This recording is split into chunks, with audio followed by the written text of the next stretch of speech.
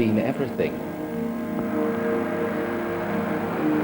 He's looking with his heart. He's looking for something that connects humanity. And most modern art seems to be about what separates humanity, the kind of horror, the angst, the alienation. His is all about joining.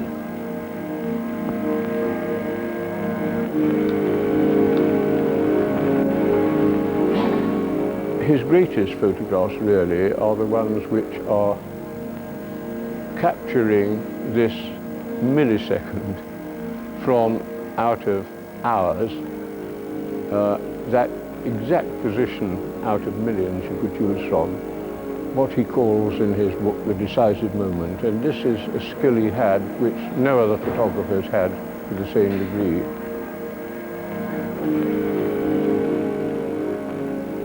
The pleasure is it's here and now, and to be alive, to be present.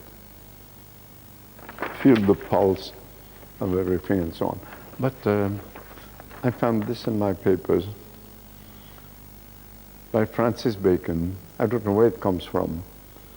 The contemplation of things as they are, without error or confusion, without substitution or imposture, is in itself a nobler thing than a whole harvest of invention.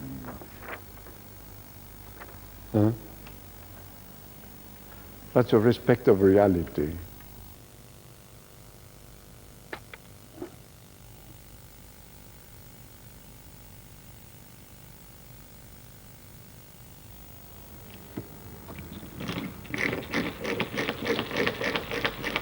Henri Cartier-Bresson will be 90 later this year, and to mark his anniversary, 4 leading London galleries have come together to show his work. This is unprecedented, but then it would be hard to find one exhibition space that could do justice to the range and quantity of the images he has caught in his long years of activity. He has been present at some of the great upheavals of the century, and he has photographed many of its leading players. He's also chronicled the lives of ordinary people throughout the world.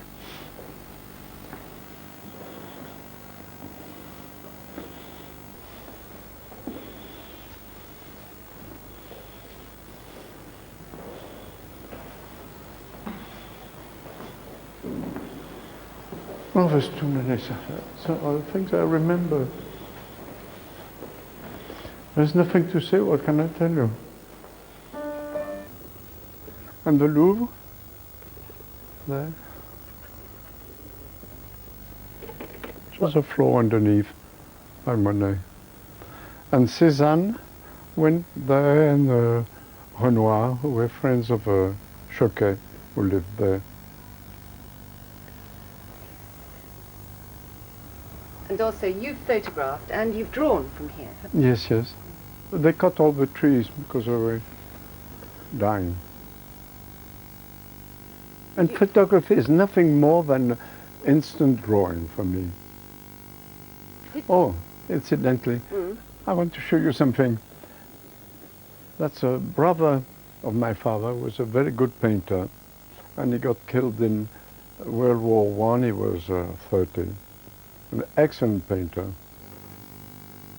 So there's painting in the family. And you started young?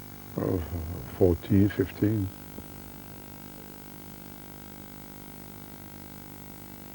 I had a little money from the family which prevented me from taking a job in a bank or whatsoever. And that paid my being taught at André Lotte. And heaps of people went through André Lotte. He was a cubist, but not a gifted painter, and but very good teacher. Everything I knew about photography, it's at him I learned it, and at the Louvre looking at the Paolo Uccello and so on. Cartier-Bresson was also influenced by Surrealism. I used to go to a cafe, Place Blanche, but I was too young to speak, but I was sitting at the cafe with all the surrealists. I knew Dali, and he was a good painter in those days. Mike Seltz, I knew him since I was 22.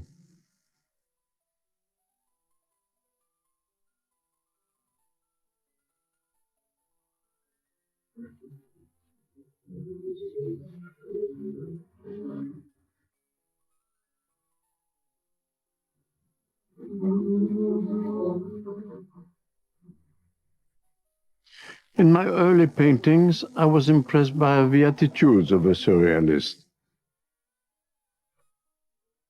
The role of subconscious and the revolt against the bourgeois conceptions.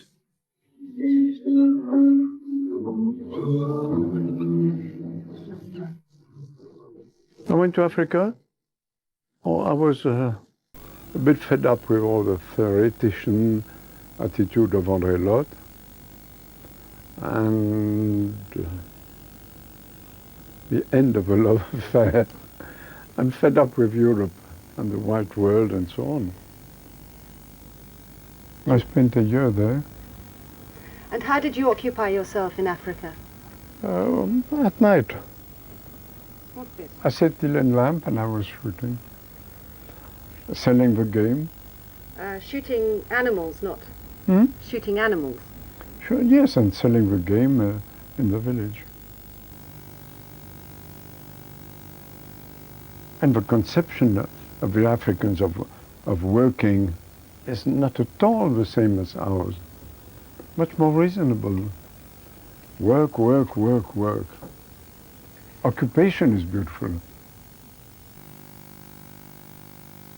Cartier-Bresson took a few snapshots in Africa. 7 prints survive, most of which have never been seen before.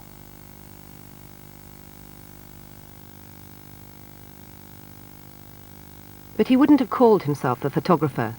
It was only when he saw a picture taken in another part of Africa a year earlier that he became hooked. The only thing which completely was an amazement for me and brought me to photography is the work of Munkachi.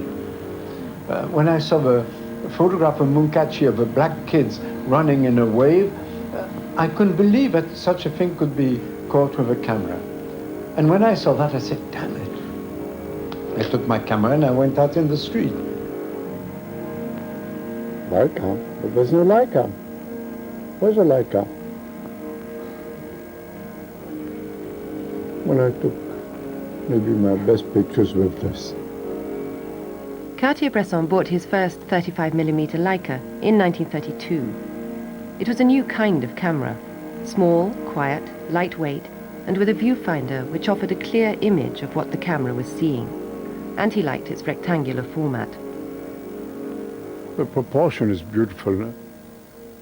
That's a great thing with a Leica. It's an obtrusive, and you enjoy the shape here, there. It's always another problem.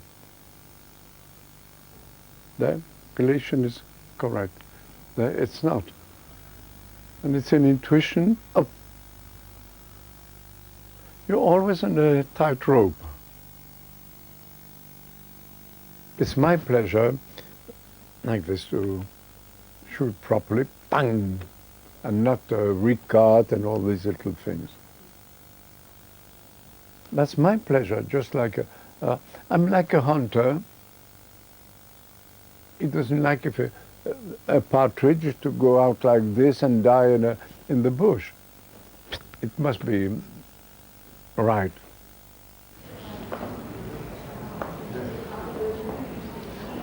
Simplicity of a life without any shoes, isn't that dramatic? I wonder how he gets into the position to take such pictures.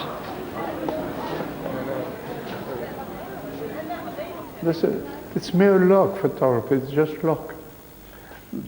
There was a fence, and I poked my camera through the fence.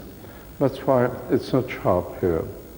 And it's a fraction of a second. It's the only thing interesting. A millimeter, a fraction of a second.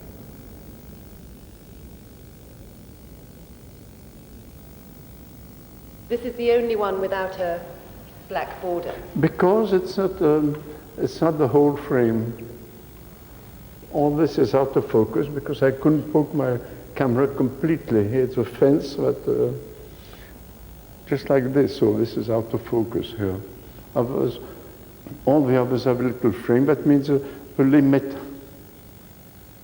Because liberté, la liberté, it's a strict frame of reference with all the variations inside the frame.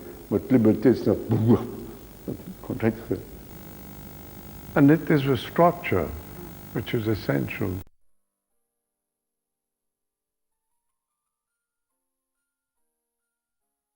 From 1932 to 35, Cartier-Bresson lived rough in Spain, Italy and Mexico, taking what some believe are his most arresting images, photographs which mix formal rigor and a witty, slightly surrealist eye.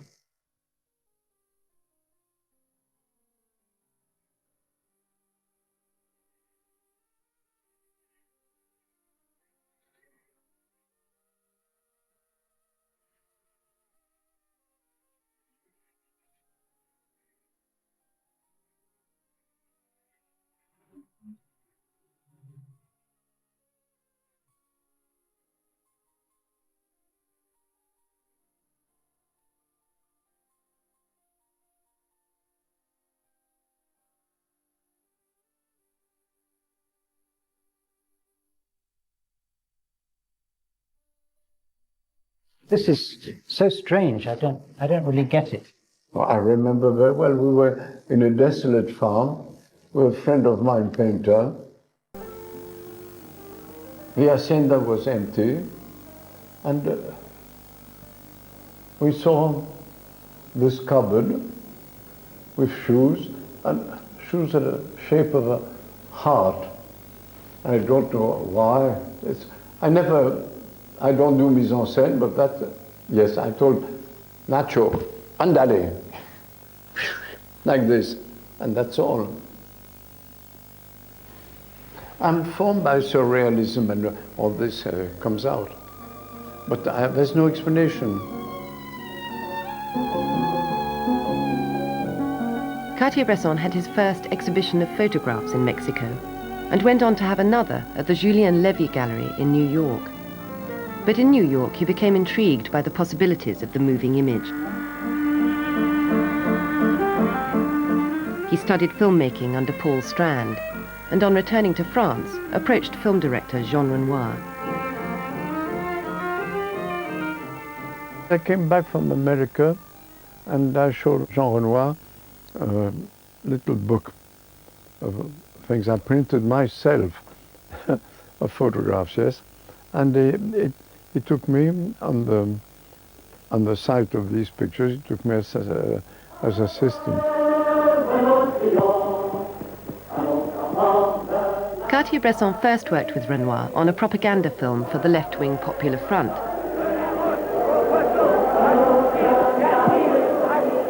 It was a doctrinaire and so on. And at the same time, the enthusiasm for the Front Populaire.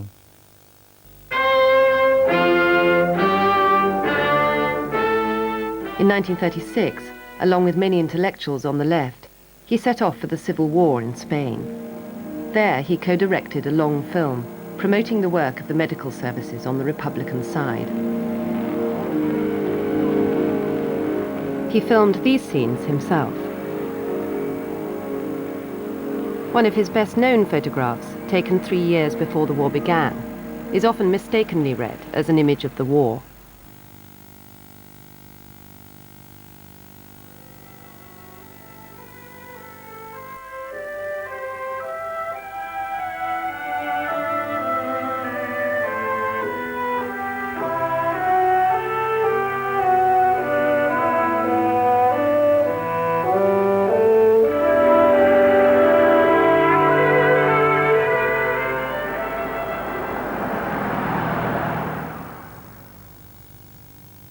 Back in France, Cartier-Bresson again worked with Renoir on 2 feature films.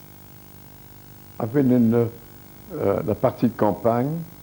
When I was a young priest, and in Règles du Jeu, I was second assistant. He wanted his assistant to know what it is to be on the other side of the camera. I was an English butler.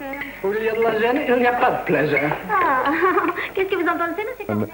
it was on two planes, one comic and one tragic. And it was on both in the kitchen and in the drawing room. J'arrive seulement à la retirer, ma peau d'ours. Puis verrons. A movie director for me is a fiction writer. It's telling the story, which is a wonderful thing, and directing. And I'm incapable of giving orders to an actor, do this, do that. Mais elle ne vous aime plus. Sinon, elle n'irait pas s'attacher avec cet imbécile de Saint-Aubin. Partons ensemble, Robert. Où ça? Ici, je suis chez moi, je ne vais tout de même pas tout abandonner. Oh, que vous êtes agaçant avec votre sens de la propriété. Comme si ça avait de l'importance, une maison. Il faut d'abord que je parle à Christine. It's not my world.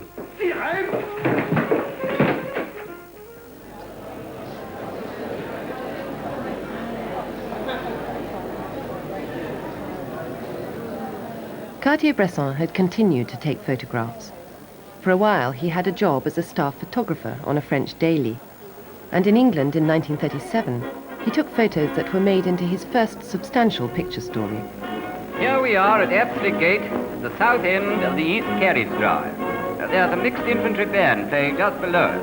And across Piccadilly, the quadriga on the top of Wellington Arch is showing above the young green of the trees.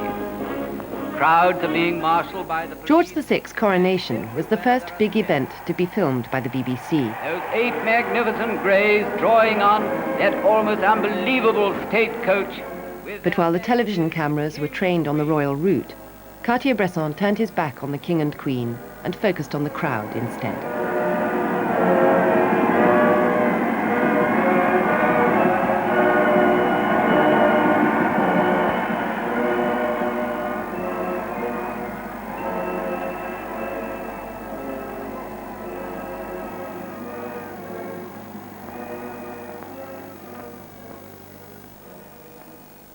I saw the photograph in a Woman and Home magazine, quite by chance. There was my father, and I was so surprised.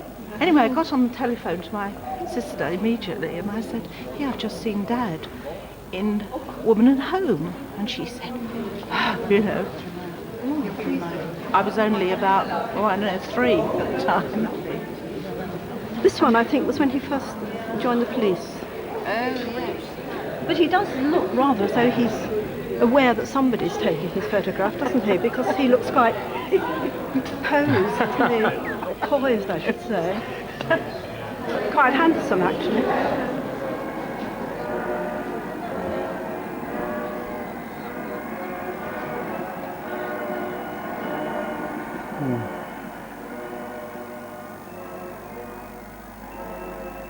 I mean, what do you think of England, Don? Well, my sister had a nanny who adored her, and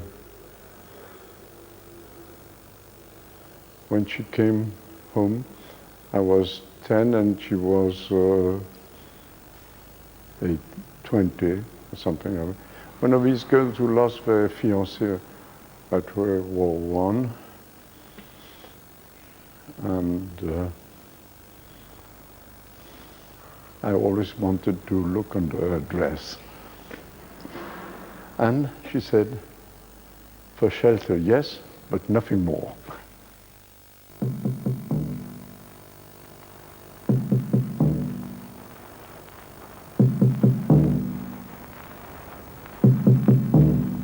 Les attaques dirigées contre les centres ferroviaires en France et en Belgique seront intensifiées au cours des semaines qui vont suivre.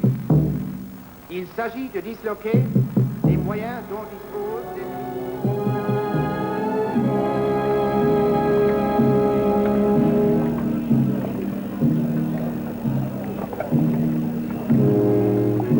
The big thing where I learned a great deal is war prisoner.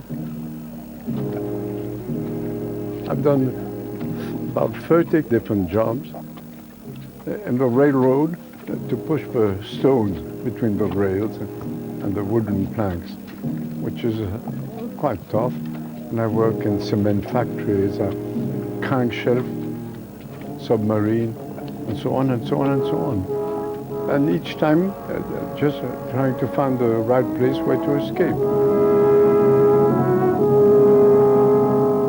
Cartier-Bresson was a prisoner of war for 3 years. He escaped in 1943 at the third attempt.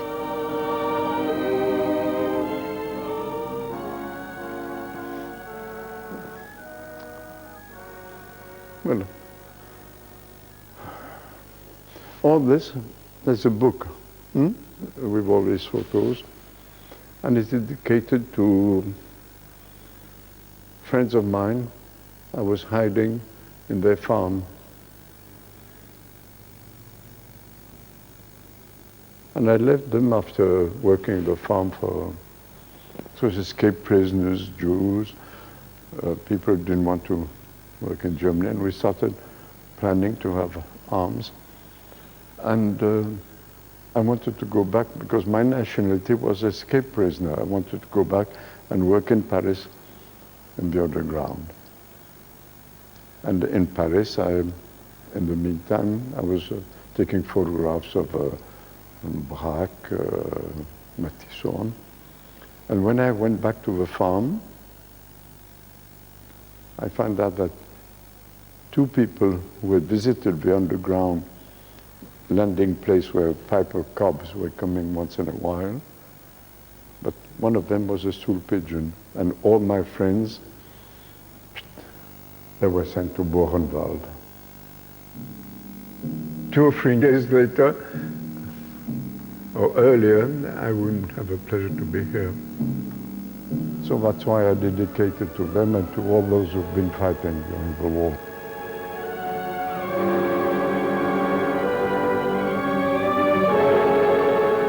Cartier-Bresson's photograph of the denunciation of a Gestapo informer was taken while he was working on a film about the homecoming of prisoners of war.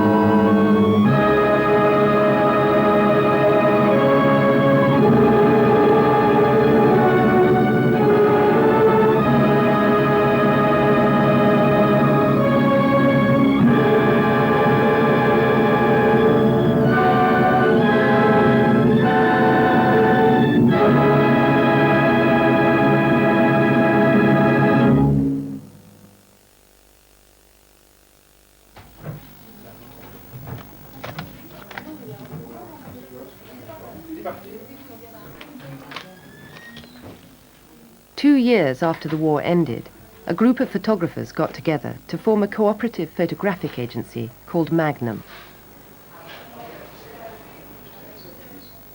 They were David Seymour, known as Shim, war photographers Robert Kappa, a Hungarian, and George Roger, a Scot, and Henri Cartier-Bresson.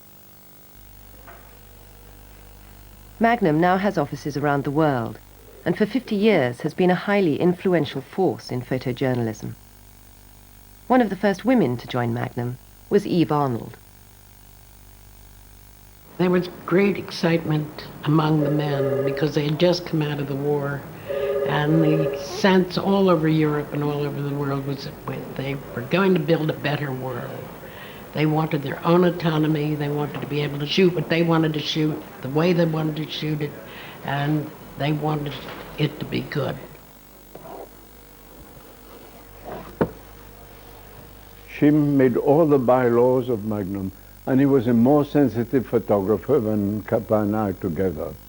But Kappa was a vroom like this, an extraordinary personality. He used to gamble, so that paid the salaries of the girls who were working for us.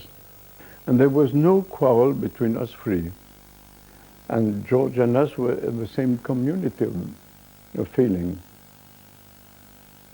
No, it was just To be autonomous is something very important. That means you're not on a payroll of anybody, and you can decide what you want to do and put your own questions. Each of us shared the subject which he was most concerned with. I went to the Far East. And for 3 years, I didn't see my contact sheets. Cartier-Bresson went first to India. The pictures from that period show few obvious signs of the turmoil of independence. But a year later, he was in China for the fall of Chiang Kai-shek and the coming of Mao on the Long March. His pictures from there were published as news features. I've been there the last 6 months of the Kuomintang, which was falling to pieces, and the first 6 of the communists. And they arrived like an army of early Christians. They didn't accept a penny, and it was still the spirit of a long march.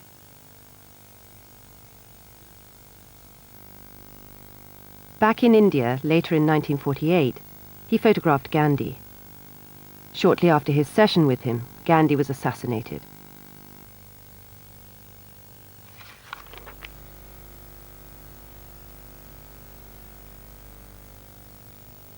Cartier-Bresson's photographs of the funeral were published worldwide and are still valued as the best record of that time.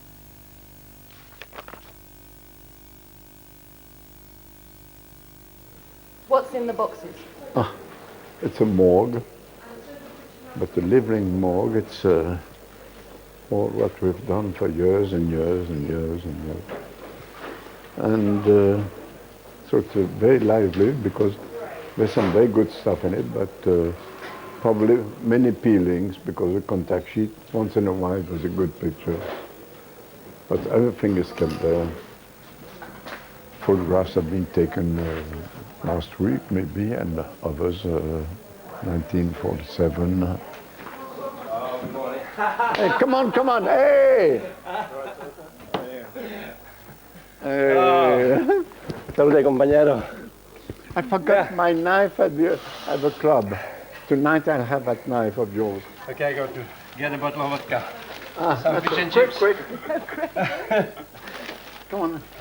Joseph Kudelka was an aeronautical engineer in Czechoslovakia, and he took photographs amazing, with great courage, jumping on the Soviet tanks. He escaped, and he escaped into Magnum in Paris.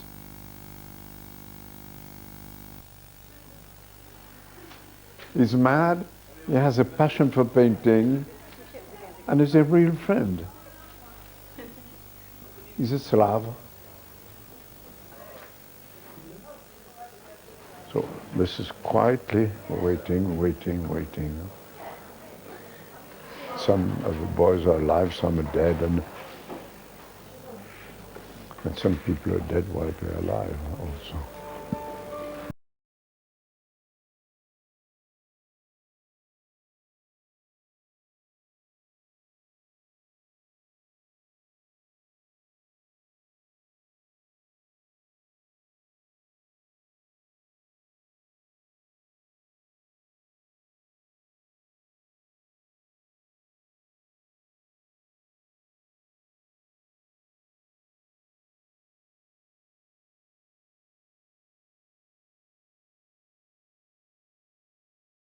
The thing that is wonderful is to watch him work, and I've walked with him in the streets and seen him.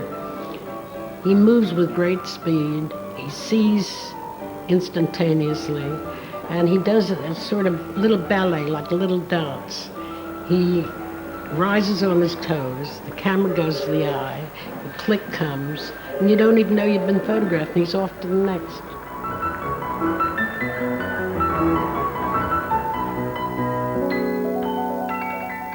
In 1952, a new book came out by Henri Cartier-Bresson called Images à la Sauvette. I looked at that. I assure you, I nearly fainted. Such quality that immediately I said, why paint?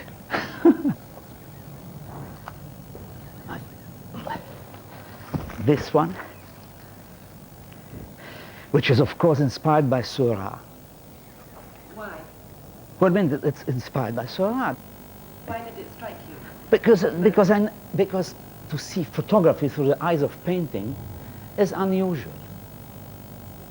And then there were these things, well, all of them, but this one, this diagonal,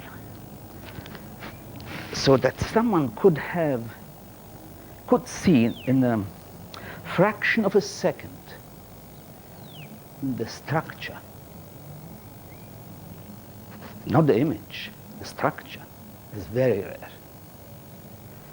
Of course I know all the pictures back to front, and but I was reading what he'd written, and it's everything that I believe in what he says, which is terrific, and he's bang up to date, and that book is not dated at all.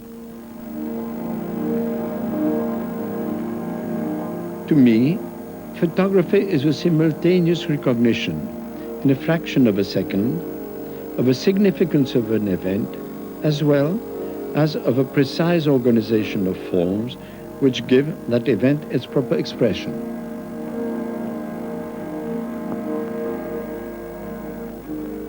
We have been inundated with pictures for all the decades since, and so many that it's hard to imagine the impact that would have, because it was so fresh and so beautifully produced, and very important, I think, to many, many photographers. And I remember picking up the book, going from page to page, and getting more and more and more excited. And the phrase that kept repeating itself in my head was a Russian phrase that my mother had used, which when we did something wonderful, she would say, "May your hands never hurt." And I kept saying to myself, may his hands never hurt. May he always be at this standard.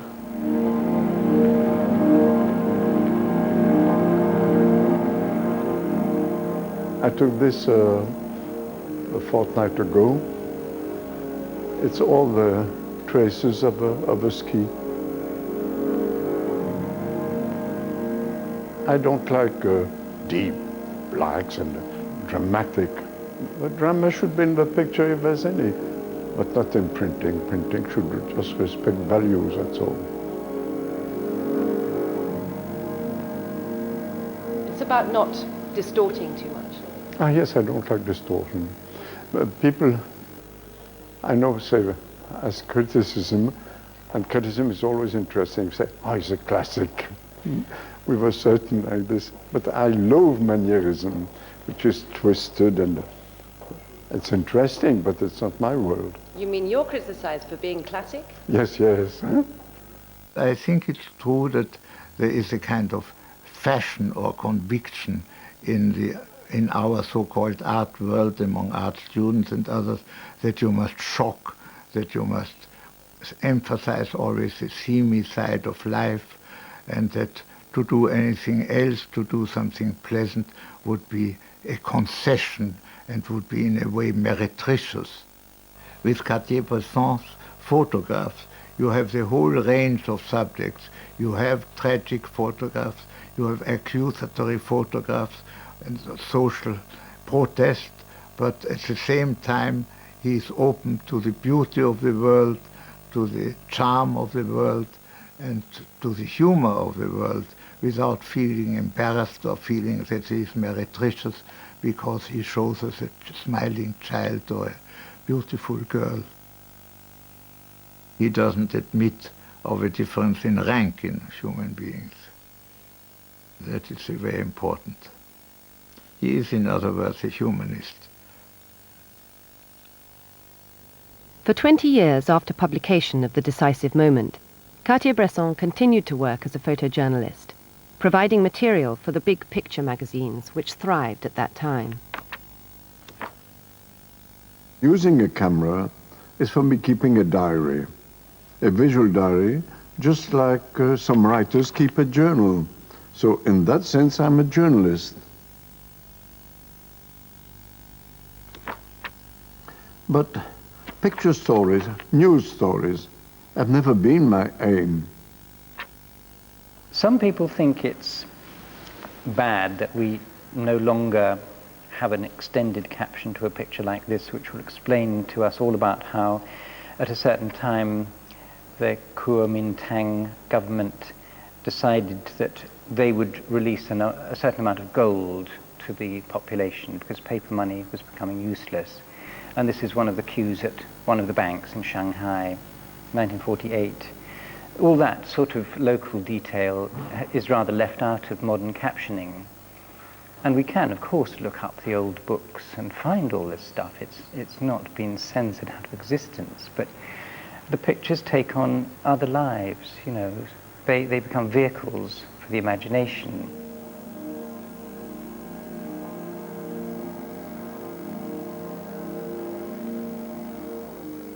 When we talked about the show before, we thought we would put this picture right at the beginning of the show, just as a sort of signature photograph. You still happy with that? I think it'll work because it's luck, nothing else. I was just crossing a brook about this. Really? Yes, in somewhere in Japan, and suddenly I saw that. The yin and yang sign was just offered to me. As Bernard said, intelligence is necessary and instinct. But finally, instinct has a priority on intelligence. And I think this is fundamental. In the present world, very often it's upside down. In a dry, conceptual intelligence, intuition is lost. And intuition and sensitivity and imagination. After I snapped, Bernard asked me, said, but why at this moment you took my picture? And I said, but why did you just put that touch of yellow on your painting? And then he smiled, he laughed, and we knew each other what we meant. Oh, it worked with a flash. I think the camera decided it needed more light. But it's not true. I know better. I'm sure it did. I had assignments to take portraits of famous people, and for me, famous and not famous comes to the same. It's another human being. But you have to concentrate, and you can't talk and concentrate at the same time. The difficulty is like trying to put your Leica between the skin and the shirt of a person who is willing victim. For me, it's the most interesting and difficult thing with a camera, because you're face to face. I knew Giacometti, a tremendous person of intelligence, culture, and so on, and searching, always putting in question. For me, it's like a compass, thinking of Alberto. From here I can see actually the top room complex of Henri Cartier-Bresson. It was arranged that I would go there one day. It was in the height of the boiling summer in 1976. And after lunch he said, "No, we'll do the drawing." I said, "No, Henri, it's impossible. I mean, the heat is terrible." But of course you can't argue with Henri Cartier-Bresson. So we climbed up on the roof, and onto this sizzling zinc roof there was a totally nude girl having a sunbath. There was a young girl with a red turban framed in the window below. But then looking up, around the Sacré-Cœur was floating a zeppelin. What do you call them? Zeppelin? Yeah, small. Airship, yes. Well, I mean, in all the scores of years I lived in Paris, I'd never seen an airship, you know. So then I started drawing, and Henri said, "Oh, I can't do that," and he disappeared. On his way down, he looked out the window and saw me perched on this roof, and he took just one shot, which is an extraordinary photograph. I mean, there's me with a cap, sitting next to a chimney piece with a cap. Yeah. And when he disappeared, the technological world has killed the artisanal. When you say artisan, is it the same in English as French? Yes, I think. Artist is a conception of a bourgeoisie of the 19th century. Look, Haydn, he had to show that his fingers were clean. He was a servant. So what's all this crap? I'm an artist. I mean, it's to get out of a mediocrity. I'm an artist. What does it mean? We're all human beings.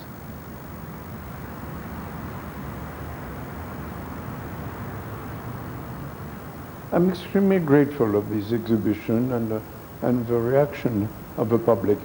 I'm very moved. But at the same time, I feel sweetly, kindly strangled to a sort of myth, to somebody who's not really myself.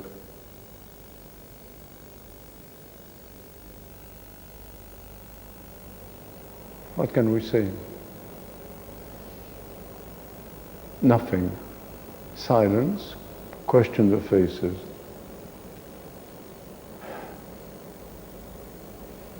No information. Who's who cares?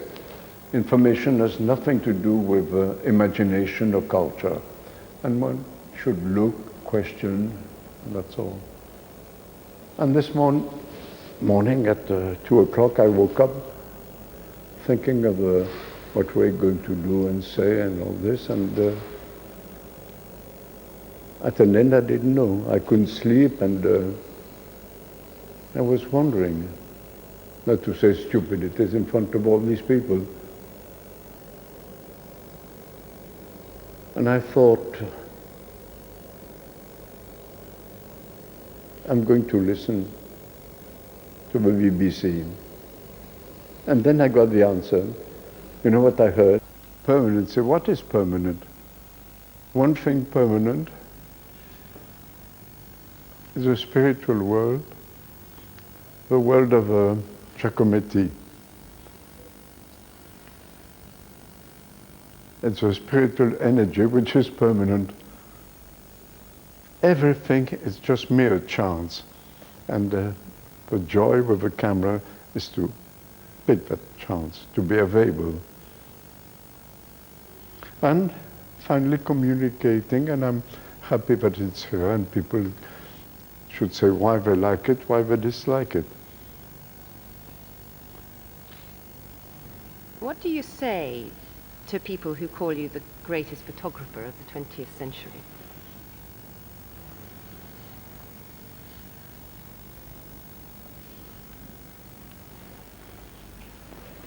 Shit. What's a polite word for it? I don't think there is a polite word for it, is there? I said bullshit. Thank you. Goodbye. Tea? Thank you.